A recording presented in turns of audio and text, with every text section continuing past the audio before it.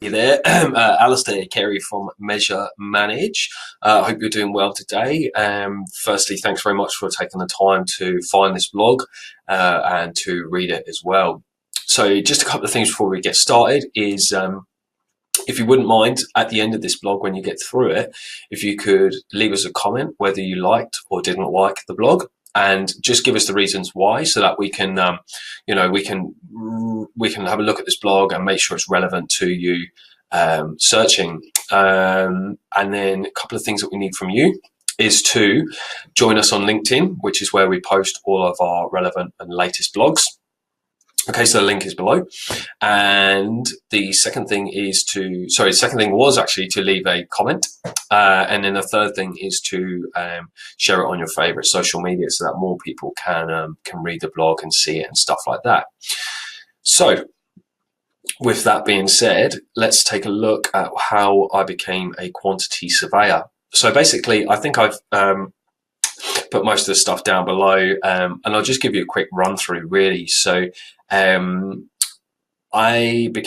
started my quantity surveying journey through a family friend who was working for a business at the time, and he wanted to train someone as a junior quantity surveying. So I think I was about sort of 17 at that stage, and then I ended up going to work for them, which was great, which was really, really cool, and did what was called a day release program for 2 years at a college in London. So what that was 4 days working and 1 day at college. So I think from what I remember was the day I was at college was for Thursday. So it was great, really good, worked well, and I was learning on the job. I was able to earn money on the job as well. I had a really good job, like with the company that I was with, that I enjoyed.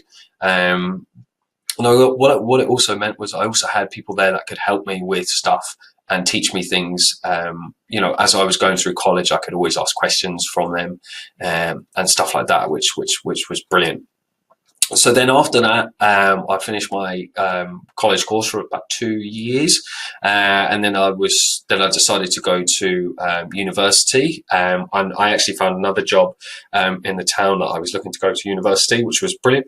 So I basically went there and did another 3-year course in quantity surveying there. So again, with that, I was able to work pretty much full time ish, and then through the actual sort of academic periods or whenever it was, like I was able to sort of juggle work with study, which was really, really good.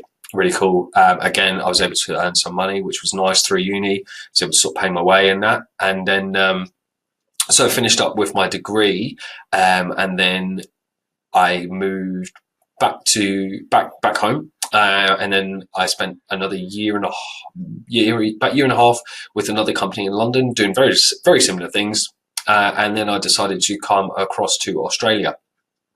And when I was in Australia, I had the opportunity to join the RICS and go through their programs, which was probably one of the best things I think I've ever done for myself and for my career, which roughly took about a year and a half to 2 years by the time you go through the interviews and start your study and stuff like that. So that's how I became a quantity surveyor in pretty fast, not in like 3 or 4 minutes or however long this video is. So what I can say for the profession, it has given me a lot of opportunities, and a lot of different travel, a lot of different places, a lot of different people, and also a lot of different companies as well, which has been really, really cool.